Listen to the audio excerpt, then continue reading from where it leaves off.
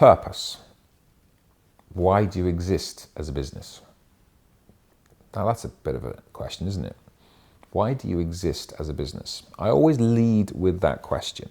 I led with it in the book, I lead with it in the resets, I lead with it in the retreats. Because when you really think about that, you're probably not clear on the answer.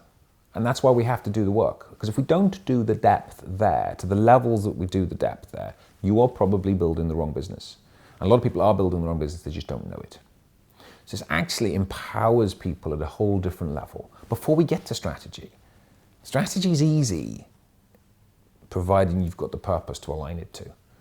It's so easy to get the strategy right and actually build the wrong business. So we have to go on purpose. So one of the big discoveries I've had over my 2 decades in business is that there was multiple elements to purpose. Now this took time. This took the business failures. This isn't something I took out of a textbook. This was the hard stuff I learned along the way.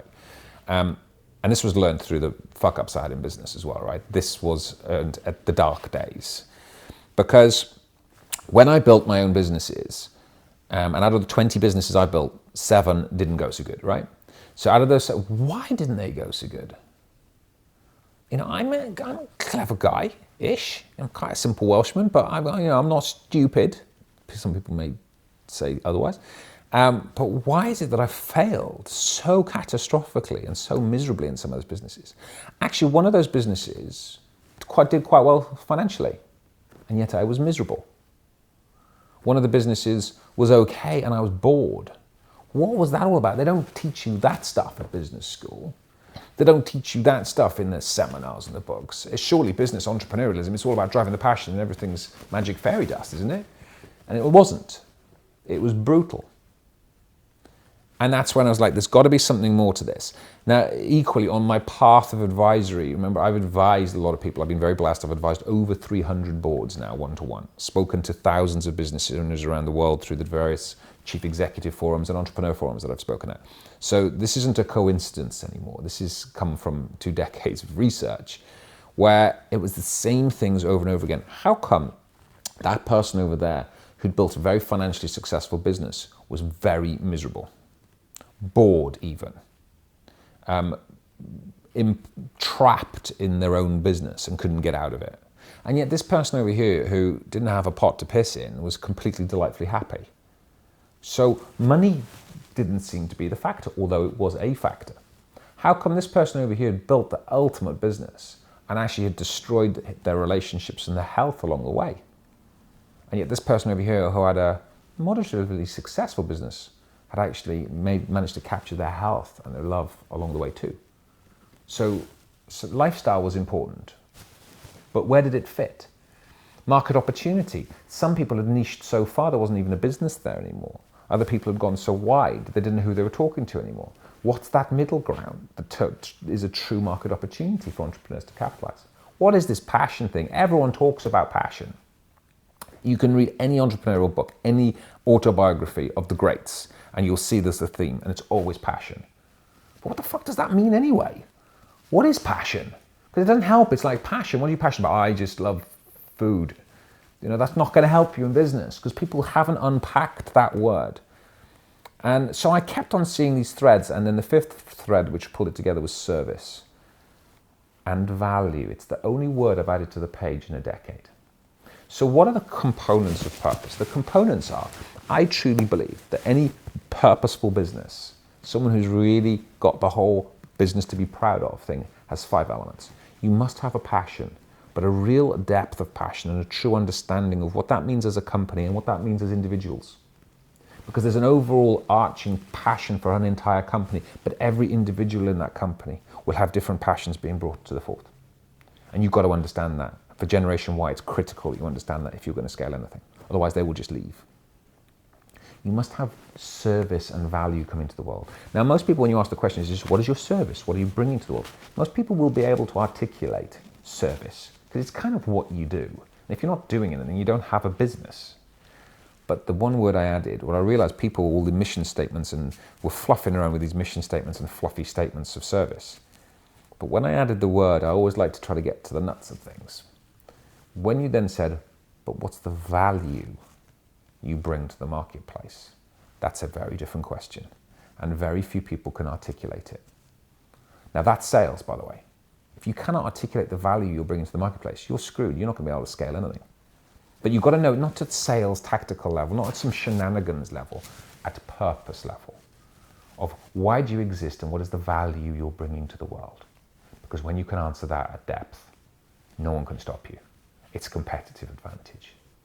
So the next piece is market opportunity. Now this was a funny one. What's that doing, delving in at purpose level? Because if there's not a market, it's not a business. This is where a lot of hobby businesses get trapped. So it's all very well, you've got to have a passion and you bring in a wonderful service to the world. Doesn't mean that there's a market there. It doesn't mean you can scale a business from it. This is where there's a number of people who've been preaching niche, or the Americans call it niched, or how they pronounce it. But the niche businesses, by the way, I'm a big fan of a niche business niched properly. But some people have gone so far, there's no niche left anymore. And there's no market there anymore. Therefore, there's no business. So no matter how you work or no matter what strategies you put in place is irrelevant because there's not a big enough market for you to capitalize upon. So we need to understand the market opportunity. We need to understand your space. And equally, a lot of people have gone too wide. So what is the market opportunity? The whole world and everyone in it. Well, good luck with that because you won't be able to articulate your positioning and your business model will not be defined enough. The fourth piece is money, cash. Let's put cash right in the center of purpose, shall we? Now that's controversial and I stand up 110% behind that. And to the point of one of the biggest sectors I serve with this message is the charity sector. Because whoever invented the term non-for-profit should be taken outside and shot, as far as I'm concerned. Because they are businesses like any other, they are enterprises like any other, and they are there to make a profit. Because if you do not make a profit, you don't have a business. And if you don't make a profit, you can't serve more people. And that's where it's gone wrong. So money is at the core, because if you don't have money, I think Generation Y is driving part of this myth, which is, it's not about the money, it's about the passion. Well, I get that, but you need both. Because if you don't have cash and you have no clue where it's coming from, you don't have a business. And watch how long that lasts, because it won't last for very long. Now, I'm not sitting here from a capitalistic perspective. I'll give you a quick example of this in a moment, and I'll name Mother Teresa. But you need to understand that money is at the core of purpose, because remember we're talking business. I'm not talking hobbies, I'm not talking ideas, I'm talking businesses. Because if the business cannot generate money and cannot be sustainable in the longer term, you do not have a business.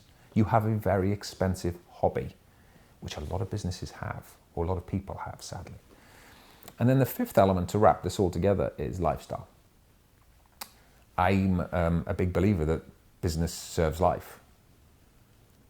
And if we're building a business which is not serving our lives, we're building the wrong thing. Because here's where the kicker comes in for me, and this is what I discovered.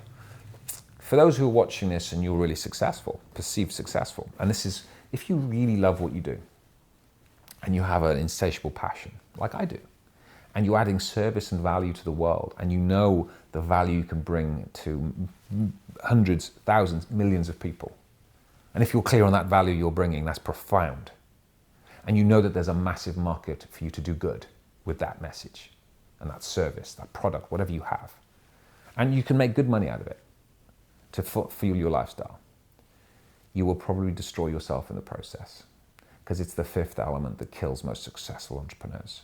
And we will destroy our relationships and we'll destroy our health along the way, because we think that someday we'll work it all out. Someday the magic fairies will come along and business will be fine, and then I'll get my health back.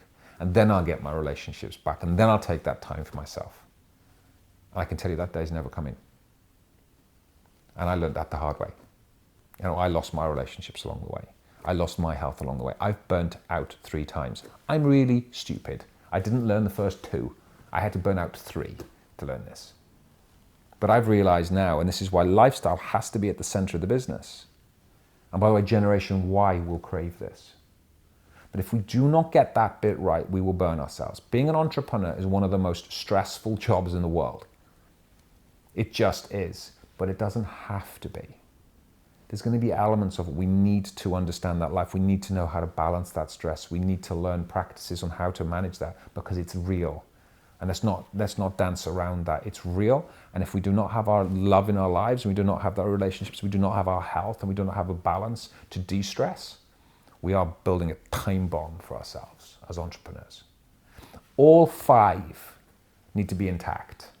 All 5 elements of purpose need to be intact to be building the right business. But there's a secret here, which I only share on the stages. You know, you probably guessed I'm not a fluffy guy. Hang on a minute, I'm going in on the why of business and the purpose of business. Each single one of those elements, if you cannot articulate it, if I'm looking you in the eye and asking you to articulate and you can't, it means one of your strategies are missing. And every single element of purpose points me directly to where you're weak strategically. And every single element of purpose points me directly to where you're weak strategically. You show me where you're weak in purpose, I'll show you where you're weak in your strategy. That's the magic of strategy on the page.